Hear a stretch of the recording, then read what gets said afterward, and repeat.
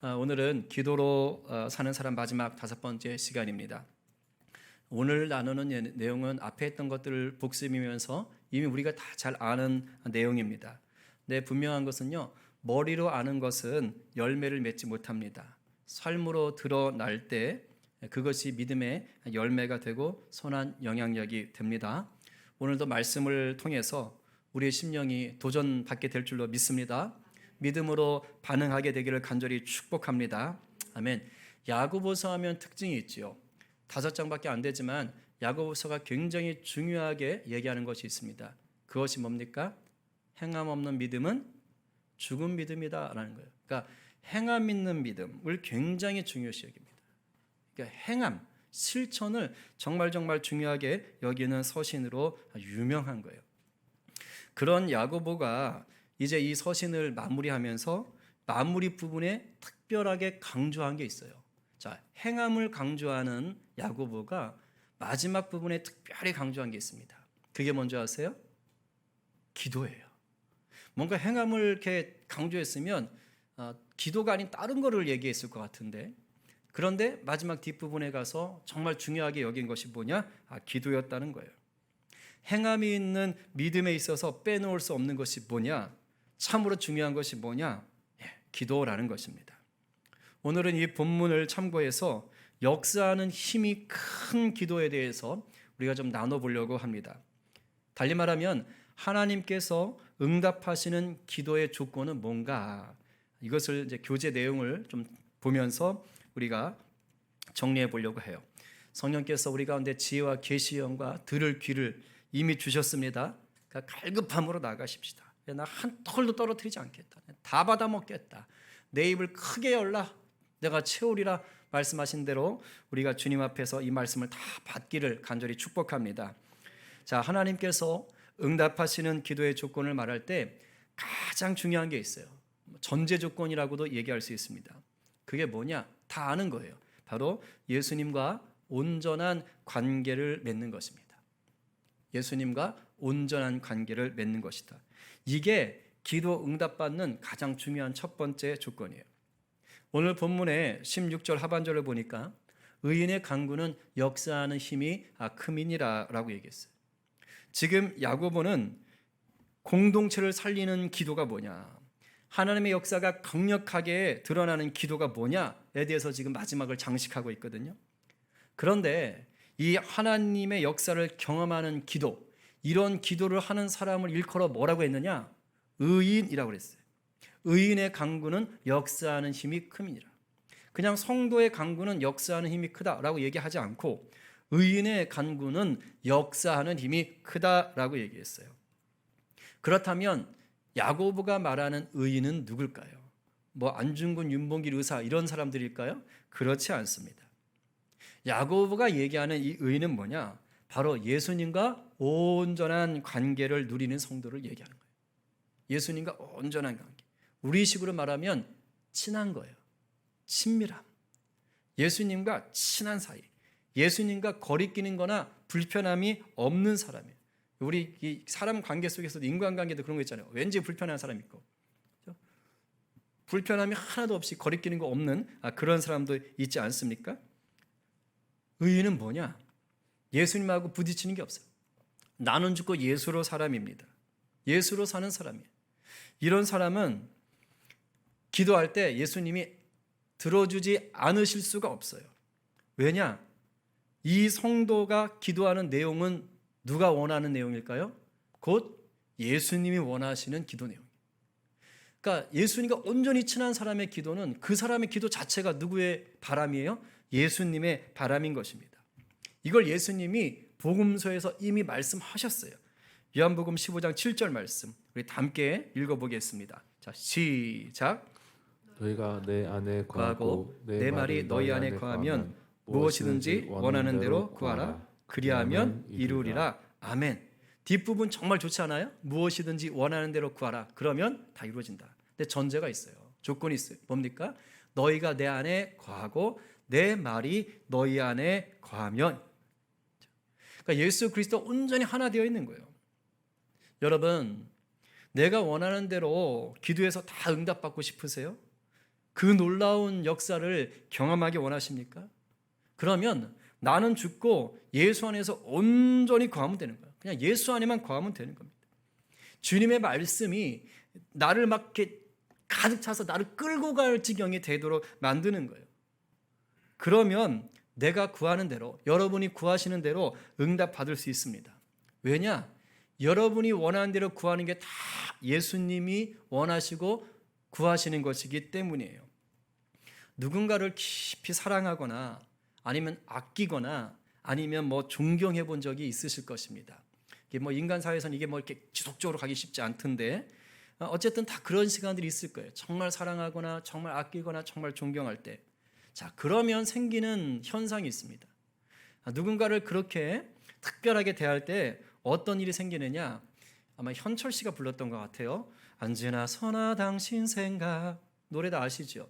언제나 선하 당신 생각. 그 다음 잘 모르겠네. 떠오르는 당신 모습 피할 길이 없어라. 그러니까 언제나 선하 그 사람 생각만 안 나는 거예요. 내가 생각하기 싫어. 이게 안 돼. 그냥 떠오르는데 어떡할 거예요. 떠오르는데. 피할 길이 없다고. 하여튼 기가 막힌 거예요. 정말 이거 정말 복음송으로 선택해야 돼요. 이 앞부분만.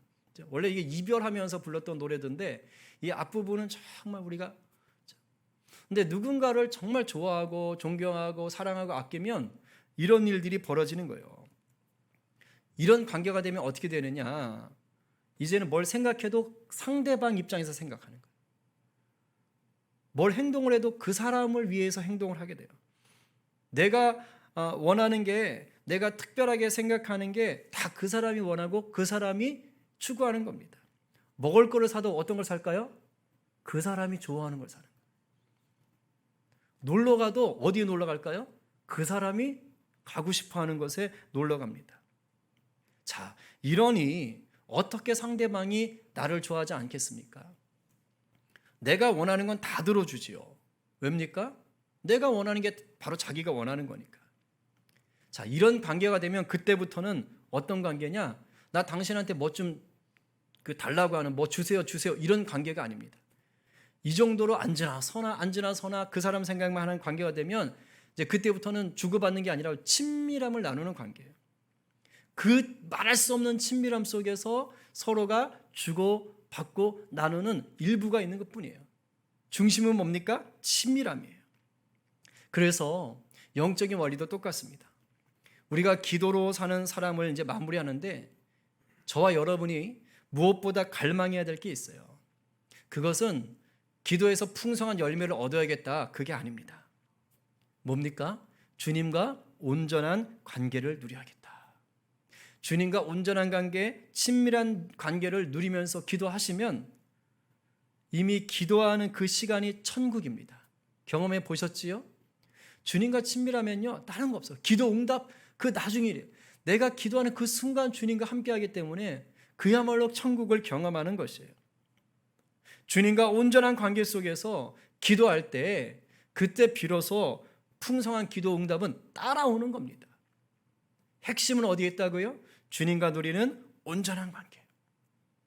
여러분 안에 주님을 향한 친밀함이 그 친밀함의 샘이 메말라 있는 분 계세요? 오늘 그 샘이 다시 콸콸콸 샘솟게 되기를 간절히 구하시기 바랍니다. 우리 성령님께서 여러분의 갈망을 오늘 예수의 생명으로 은혜의 생명수로 가득 채워주실 줄로 믿습니다. 자, 두 번째로 하나님께서 응답하시는 기도의 조건은 뭐냐? 믿음으로 기도하는 거예요. 믿음으로. 모르는 건 없다 그랬어요. 그러나 여러분을 다시 한번 점검하시기 바랍니다. 혹시 이런 경험이 있으세요?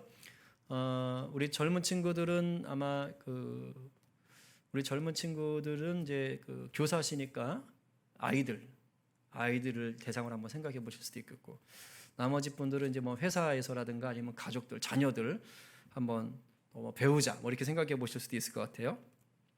이제 배우자나 자녀들에게 또는 뭐 이렇게 가르치는 제자들에게 뭔가 하나님이 이건 기뻐하지 않을 것 같은 모습이 있을 수 있어요. 그렇죠? 분명히 있어요. 예를 들어서 뭐 이렇게 남편이 술을 너무 좋아한다거나 또 뭐 자녀들이 게임에 푹 빠져 산다거나 이런 모습들 아무리 봐도 뭐 주님이 그렇게 좋아할 모습은 아니지요. 그래서 배우자나 이제 자녀에게 있는 이런 나쁜 모습을 좀 고쳐주기를 주님께 간절히 기도하게 될 때가 있습니다. 이제 그런 경우 있지요? 있어요. 또 우리 선생님들은 제자들의 어떤 그런 모습들이 고쳐지기를 열심히 기도할 수가 있습니다. 그래서 막 교회 나와서도 기도하면 뭐 민족과 열방을 위해서 기도합시다. 그래도 그냥 계속 그것만 기도하고 막 그런 게 많잖아요. 그래가지고 주여 고쳐주십시오. 술 마귀는 떠나갈지어다. 뭐 게임 중독 떠나가라. 하면서 막 기도하고 막 주여 하면서 나가면 거짓말의 영혼 묶일지어다. 하면서 막 엄청나게 기도를 하고 막 예수의 이름으로 선포하면서 갑니다. 집에 있을 때도 열심히 기도하고. 근데 열심히 교회에서 기도하고 딱 집에 갔는데 남편이 술이 잔뜩 취해서 딱 들어왔어. 아니면 열심히 교회에서 자녀를 위해서 기도하고 갔는데 게임 하느라고 쳐다도 안 봐. 자, 이런 걸 봤을 때 이렇게 반응하신 분들 계시죠? 갑자기 열이 팍 올라오면서 그러면서 이제 막 입이 확 열리면서 도대체 언제까지 그럴 거야? 그래서 어째서 그 모양이야? 하면서 내가 날마다 얼마나 부르짖어 기도하는 줄을 알아? 그러면서 왜 이 정도밖에 못하는 거야? 막 어이구 당신은 글렀어. 안 돼 이놈의 새끼야, 너는 안 돼. 가망이 없어. 혹시 이런 식으로 아니면 뭐 회사에서라든가 아니면 뭐 제자들한테 야 너는 안 되겠다. 내가 그럴 줄 알았다. 기도하면 뭐하냐? 기도하면 뭐해? 이런 식으로 반응했던 적은 없습니까?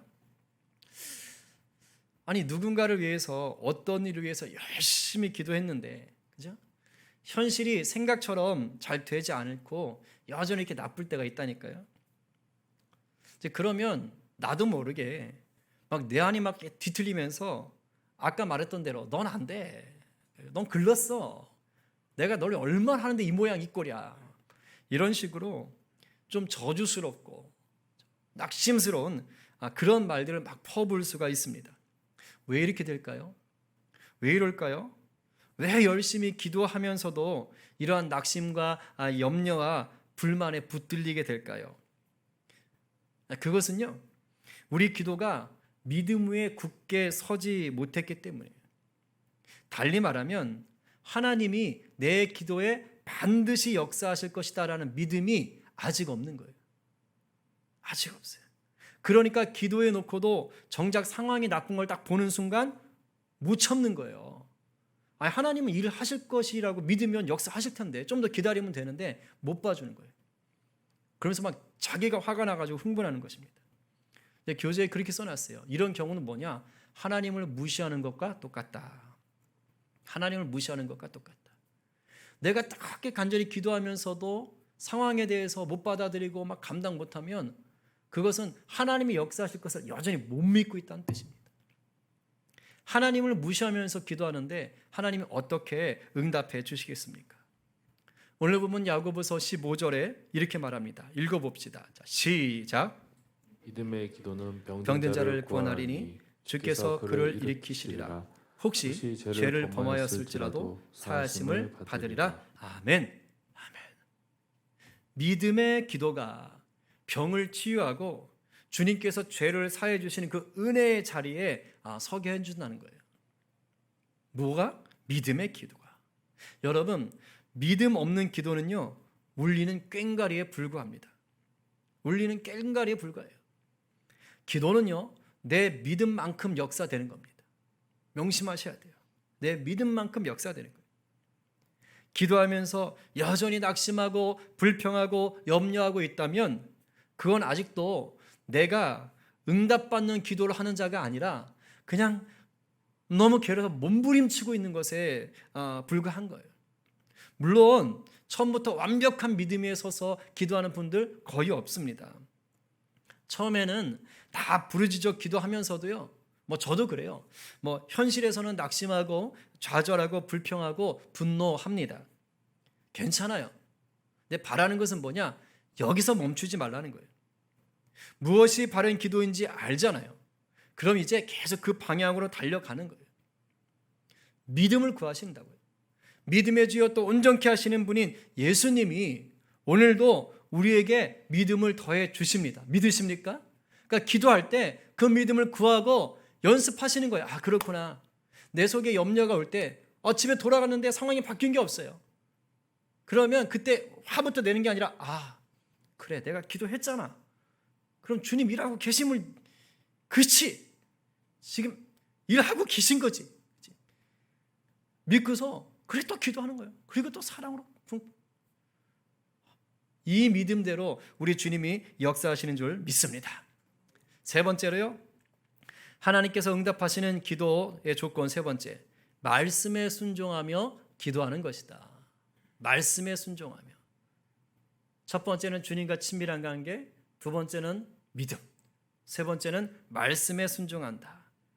부모님 말에 늘 불순종하는 자녀가 있다고 해봅시다. 그런 자녀가 자기 필요할 때만 와가지고 뭐 이거 해주세요, 저거 해주세요 하면 부모가 어이구 귀한 내 자식 하면서 들어줄까요? 안 그래요. 물론 자식이니까 어쩔 수 없이 들어주는 부모도 있겠지만 대부분은 그렇지 않습니다. 오히려 혼나죠. 말이나 잘 들어다 이 녀석아. 어떻게 하고는 맨날 그냥 말 안 듣는 놈이 뭐 맨날 달라는 것만 있어. 이렇게 혼날 수밖에 없어요. 평소에 하나님의 말씀에 순종하지 않으면서 내가 원하는 것만을 구하며 기도하는 성도들이요 적지 않습니다. 이건 뭐와 똑같느냐? 불효자가 자기 아쉬울 때만 부모에게 손 벌리는 거하고 똑같아요. 주님과 온전한 관계를 맺고 있는 성도의 가장 두드러진 특징이 뭔지 아세요? 말씀의 절대 순종. 주님하고 온전한 관계 있잖아요. 말씀의 절대 순종이에요. 예수님을 내 삶의 주인으로 모셨고 그 주인 대신 주님하고 사이도 너무너무 좋아요. 그런데 어떻게 주님한테 불순종할 수가 있습니까? 그냥 맘먹는 사이가 아니라니까요. 예수님을 나의 주인으로 모셨다니까요. 나의 주님으로 모셨다니까요. 그리고 사이까지 좋다니까요. 그럼 그 말씀을 들을 수밖에 없죠. 어떻게 불순종을 해요? 어떻게? 주님은 이미 성경을 통해서 우리에게 주님이 원하시는 것이 무엇인지를 다 말씀에 넣으셨어요. 용서해라, 사랑해라, 하나가 되라, 먼저 섬기는 자가 되라, 기뻐하라, 감사하라, 전도하라. 다 성경에 있는 거잖아요. 이거 주님이 하신 말씀이잖아요. 요한일서 3장 22절은 이렇게 말합니다. 세 번역을 한번 읽어보겠습니다. 시작. 우리가 구하는 것은 무엇이든지 하나님에게서 받을 것입니다. 우리가 하나님의 계명을 지키고 하나님께서 기뻐하시는 일을 하기 때문입니다. 뭐라 그래요? 우리가 기도하는 것은 다 맞는데 이유가 뭐냐? 우리가 하나님의 말씀, 계명을 지키고 하나님께서 기뻐하시는 일을 행하기 때문입니다. 그러니까 말씀에 순종했기 때문에 우리의 기도 가운데 역사가 있다는 거예요. 그런데 우리들은 성경에 이렇게 귀한 말씀들, 예수님의 말씀이 있는데도 불구하고 아예 이걸 순종해야겠다는 생각조차 안 하는 경우가 너무도 많아요. 그냥 성경에 있는 구절 이렇게 생각하기가 쉽다는 겁니다. 그것을 내가 순종해야지, 실천해야지라는 도전을 받는 경우가 너무 적다는 거예요. 정말로 역사하는 힘이 큰 기도를 맛보고 싶습니까? 그러면요, 평상시에 주님의 말씀을 기쁨으로 한번 순종해 보십시오. 성경에 엄청 많잖아요. 순종해 보시는 거예요. 그러면 주님도 기쁨으로 응답하시면서 우리 생각보다 더 크게 일하시는 줄로 믿습니다. 자, 세 번째는 말씀에 순종하는 것. 자, 두 번째는 믿음으로. 첫 번째는 주님과 친밀함, 온전한 관계에 서라. 이제 마지막 네 번째입니다. 마지막 네 번째는요, 우리 주님이 응답하시는 기도의 조건 뭐냐? 사랑으로 기도하는 거예요. 그러니까 사랑의 마음을 가지고 기도하는 것만 얘기하는 것이 아니라 사랑을 실천하는 가운데 기도하는 것을 얘기하는 것입니다. 많은 믿음의 선후배들이 기도 얘기하실 때 금식 기도의 능력에 대해서 얘기합니다. 자주 해보십니까? 금식 기도 왜 능력이 있냐? 일단 생명을 걸고 하는 거잖아요. 음식을 안 먹잖아요, 그죠? 그러니까 생명 걸고 하는 것이기 때문에 능력이 있다고 얘기합니다. 그래서 성도들 중에 정말 간절하고 다급한 일이 생기잖아요. 큰 일이 터지잖아요. 그럼 정말 곡기를 끊고 그리고 금식하는 분들이 계셔요. 귀하죠. 너무 귀하죠. 근데 이사야 58장을 보면 하나님이 금식에 대해서 좀 다른 말씀을 하세요. 아무리 금식하며 기도해도 우리 하나님이 기뻐하지 않을 수 있다라는 것을 이사야에서 말씀하고 있습니다. 조금 길긴 하지만 중요하기 때문에 한번 읽어봅니다. 우리 쉬운 성경으로 한번 같이 읽어보겠습니다. 자, 한번 같이 읽어보지요. 제가 한 절, 여러분들이 한 절 읽겠습니다. 제가 6절 먼저 읽겠습니다. 내가 바라는 금식은 너희가 부당하게 가두어 놓은 사람을 풀어주고 그들의 사슬을 끊어주며 억눌림 당하는 사람들을 풀어주고 그들이 하는 고된 일을 쉽게 해주는 것이다. 너희 음식을 굶주린 사람에게 나눠주고 가난하고 집 없는 사람을 너희 집에 들이며 헐벗은 사람을 보면 그에게 너희 옷을 주고 기꺼이 너희 친척을 돕는 것이 내가 바라는 것이다. 그러면 너희 빛이 새벽 햇살처럼 빛날 것이며 너희 상처가 쉽게 나을 것이다. 너를 의롭다 하시는 분이 내 앞에 가시며 여호와의 영광이 뒤에서 너희를 지켜 주실 것이다. 그때에 너희가 여호와를 부르면 여호와께서 대답하실 것이다. 너희가 부르짖으면 여호와께서 내가 여기에 있다고 말씀하실 것이다. 아멘. 마지막 절이 바로 기도하는 거잖아요. 그죠? 부르짖어 기도하는 거잖아요. 그죠? 왜 하나님이 이런 말씀을 하셨을까요? 그건 당시의 이스라엘 백성들이 하나님께 금식 기도를 하기는 했어요. 하기를 했는데 정작 그 기도하는 사람들의 삶이 어땠다고요? 불의하고 무정했다는 겁니다. 삶은 개판이었던 것이에요.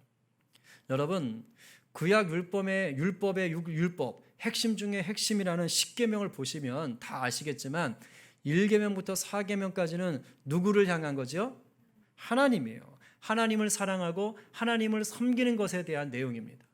그리고 5계명부터 마지막 10계명까지가 이웃을 사랑하고 섬기는 것에 대해서 얘기해요. 뭡니까? 계명의 계명을 압축해서 하나님이 말씀하신 게 하나님 사랑, 이웃 사랑이라는 것이. 신약에 넘어와도 다르지 않습니다. 한 율법사가 예수님을 시험하겠다고 찾아와서 예수님, 계명 중에 가장 큰 게 뭡니까? 이렇게 물어봅니다. 그때 예수님이 네가 목숨 걸고 하나님을 사랑해라. 그리고 그와 똑같이 이웃을 사랑해라 그래요. 내 마음을 다하고 목숨을 다하고 뜻을 다하여 주 너의 하나님을 사랑하라 하셨으니 이것이 크고 첫째 되는 계명이요. 그 다음 보세요. 둘째도 그와 같으니. 그러니까 첫째 되는 계명과 같다는 거예요. 그게 내 이웃을 네 자신같이 사랑하라 하라는 거예요. 구약에 나온 하나님의 말씀을 그대로 예수님도 지금 얘기하고 있습니다. 즉 하나님 사랑과 이웃 사랑을 나누지 않았어요. 그렇습니다. 예수님과 온전한 관계를 맺은 사람은요, 예수의 사랑이 가득해서 그 사랑을 주위로 흘려보내는 사람이에요. 교재에 보면 이런 예화가 있어요. 혹시 이와 비슷한 경우가 우리 가운데 있다면 오늘 하나님이 좀 일 가운데 일하시길 바랍니다. 이제 영국에서 그 무디 목사님 아시죠? 유명한 부흥사시죠? 무디 목사님이 집회를 하실 때였습니다. 어떤 집사님이 자기 아들이 예수님을 안 믿는 거예요. 그래서 이번에는 이 무디 목사님 집회에 우리 아들이 좀 참석해서 예수님을 인격적으로 만나면 좋겠다. 이런 마음을 가지고 열심히 기도하면서 준비하는 거예요. 금식 기도도 하고 막 울고불고 뿌리치면서 기도하는 거예요. 그래서 이제 집회 기간이 된 거예요. 그래서 아들한테 아들아 이번에 세계적인 부흥 강사 무디 목사님 오신대더라. 이번에 너 한번 가보자. 가서 우리 주님을 만나보자. 근데 그 아들이 싫어요. 난 필요 없어요. 하고 딱 뿌리쳐버린 거예요. 그러니까 이 집사님 마음이 너무 낙심이 된 거예요. 내가 그렇게 기도했는데 이놈의 자식. 그러면서 너무 힘들어서 이제 집회가 시작되어가지고 다 끝나고 무디 목사님을 찾아갔습니다. 그래서 하소연하는 거예요. 목사님 내가 내 아들이 구원받기를 위해서 금식하며 간절히 기도하면서 이번 집회에 좀 나와서 은혜 받기를 구했는데 근데 아들이 안 와요. 왜 하나님은 내 기도에 응답하지 않을까요? 목사님. 네, 무디 목사님이 기도하는 분이잖아요. 성령께서 목사님 가운데 주시는 마음이 있더랍니다.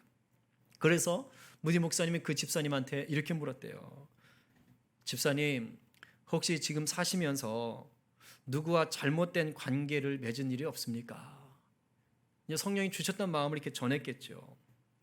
근데 신기하게 그 집사님 마음에 갑자기 번뜩 생각이 나더래요.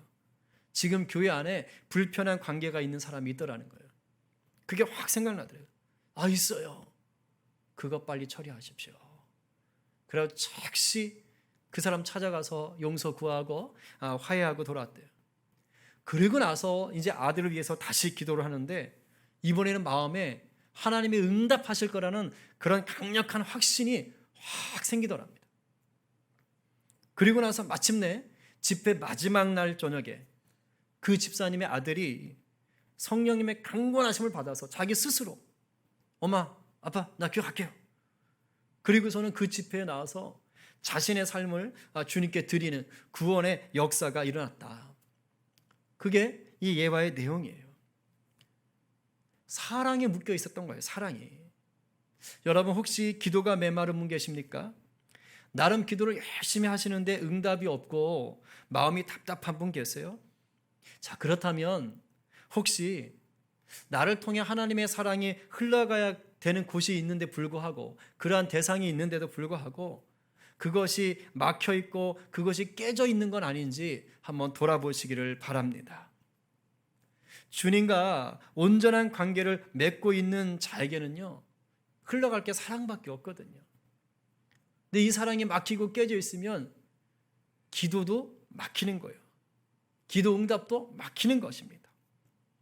여러분, 사랑을 나누며 기도하실 때 역사가 일어납니다. 왜냐하면 우리 하나님이 그렇게 하셨기 때문이에요. 여러분, 저와 여러분이 죄에서 구원을 받아 영생을 선물로 받게 된 그 은혜가 어떻게 임했습니까? 하나님이 세상을 이처럼 사랑하셨기 때문이 아니에요? 사랑 때문이라고요. 예수님께서 죽으시기까지 우리를 사랑하시며 그 십자가에 달리셨기 때문 아닌가요? 그래서 오늘 우리가 있는 거예요. 사랑 때문에 우리가 이 자리에 있다고요. 이 사랑이 우리로 주님이 원하시는 기도를 하게 합니다. 우리 주님의 사랑이 우리로 주님의 역사를 맛보게 하는 거예요. 이 놀라운 사랑을 다시 한번 누리고 나누는 저와 여러분 되시기를 간절히 소망합니다. 이제 정리하겠습니다. 하나님이 언제 우리 기도에 응답하신다고 했지요? 첫 번째, 무엇보다 예수님과 온전한 관계, 친밀한 관계 가운데 있을 때 응답하시고, 이 위에서 뭐가 필요하냐? 믿음을 가지고 기도하고 말씀에 순종하면서 기도하고 그리고 그리스도의 사랑을 실천하는 가운데 기도해야 된다고 했습니다. 결국 열쇠가 뭡니까? 주님과의 친밀함이 내가 있는가 없는가, 거기부터 시작하는 거예요. 내가 예수님과 하나가 될 때 바른 기도, 능력 있는 기도도 할 수가 있습니다. 오늘 말씀이 우리의 삶에 새겨져서 하나님의 큰 역사를 경험하는 기도의 사람으로 살아가게 되시기를 간절히 축복합니다.